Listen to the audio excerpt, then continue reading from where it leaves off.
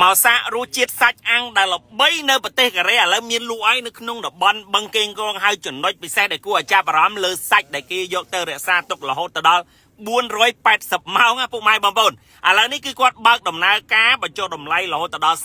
30% ហើយបើនិយាយពីទីតាំងអត់ឆ្ងាយទេនៅលើផ្លូវ310ចិត្តនឹងបាទមហាវិថីព្រះនរោត្តមមានឈ្មោះថាបាទឈិនតុងហើយនៅខាងក្រោមគឺបាទ Fan Beer King នឹងឯងដែលបងប្អូនអាចមកខាងក្រោមបាទញ៉ាំជាមួយនឹងស្រាប៊ីត្រាស់ទៅហើយឡើងមកជាន់ទី1គឺមានបាទឈិនតុងនឹងឯងជាមួយនឹងជំរឿសាច់អាំងនេះបងប្អូនគេលក់លក្ខណៈបែបជាឈុតអញ្ចឹងហើយមកមួយសេតហ្នឹងញ៉ាំបានចន្លោះពី5ទៅ6នាក់ហើយនៅក្នុងមួយសេតហ្នឹងដែរគឺបងប្អូនអាចជ្រើសរើសជាជំរឿ2មានជាតុកពូគីក៏បានបងប្អូនជ្រើសរើសជាប្រភេទមីខ្មៅអញ្ចេះក៏បានដូចគ្នាហើយនៅក្នុងមួយសេតហ្នឹងដែរអាចញ៉ាំចន្លោះពី5ទៅ6នាក់បងប្អូនអាចហៅជាប្រភេទ side dish ជុំវិញចក្រានហ្នឹងហៅញ៉ាំដោយសេរីនៅក្នុងជំរឿសាច់គឺគេមានជាផ្នែកដើម្បីឲ្យបងប្អូនអាចធ្វើការអាំងញ៉ាំទៅបានបងប្អូនអាចចំណុចពិសេសដែលខ្ញុំនិយាយថាសាច់ជ្រូកគឺគេយកទៅរក្សាទុកអាចនិយាយបានថាយកទៅសម្រាកនៅក្នុងភាសាបច្ចេកទេសគេរហូតដល់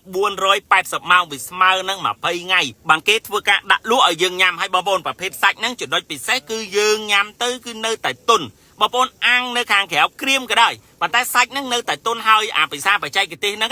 គេធ្វើឲ្យសាច់ជ្រូកហ្នឹងគឺនៅមានភាពទន់ឆ្ងាញ់យើងអាំងក្រៀមញ៉ាំជាមួយនឹងទឹកជ្រលក់ឬក៏គីមជីផ្ទាប់បន្លែផ្ទាប់ខ្ទឹមអីមកយើងញ៉ាំទៅវាចូលជាតិវាឆ្ងាញ់ហើយចំណុចពិសេសសម្រាប់ហាងនីមួយវាសិតតែមានចំណុចពិសេសបានគេល្បីនៅក្រៅប្រទេសហើយគេពំនាំជាមួយនឹងរសជាតិហ្នឹងមកដើម្បីឲ្យពុកម៉ែបងប្អូនអាចមកសាកអាចមកភ្លក់បានហើយនៅក្នុងមួយសេតហ្នឹងគឺមានជាមួយនឹងពងមាន់ចំហុយស៊ុបសណ្តែកសៀងបូករួមជាមួយនឹងអាហារសម្រន់រហូតដល់14មុខដែលពុកម៉ែបងប្អូនអាចបាទកំងហៅញ៉ាំបានដោយសេរីឲ្យតែពុកម៉ែបងប្អូនជ្រើសរើសជាមួយនឹងបាទសេតដែលខ្ញុំបានបង្ហាញនៅខាងក្នុងវីដេអូអញ្ចឹងដែរហើយសម្រាប់មួយមុខនេះដែរគេហៅបាទខសាច់ជ្រូក3ជាន់ជាមួយនឹងគីមជីដែលពុកម៉ែបងប្អូនអាចធ្វើការហាន់សាច់ជ្រូកអញ្ចឹងទៅយើងញ៉ាំក្តៅផ្ទាប់ជាមួយនឹងគីមជីអញ្ចឹងណានិយាយទៅសម្រាប់បាទជំរឿអាហារបែបកូរ៉េដែលមានការបញ្ចុះតម្លៃនៅក្នុងបាទ 30% នៃការបើកសម្ពោធជាផ្លូវការបាទគឺហាងឈិនតុងនៅក្នុងតំបន់បឹងកេងកងហើយបញ្ជាក់ជូនថានៅខាងក្រោមគឺមាន Fan Beer King ដែលពុកម៉ែបងប្អូនអាចធ្វើការកំងញ៉ាំបានដូចគ្នានៅផ្នែកជាន់ខាងក្រោមណាហើយខាងលើគឺមានបាទឈិនតុងនឹងឯង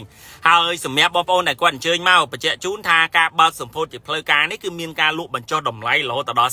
30% ហើយសម្រាប់បងប្អូនដែលគាត់ចង់លេងចាប់គេហៅថាហ្គេម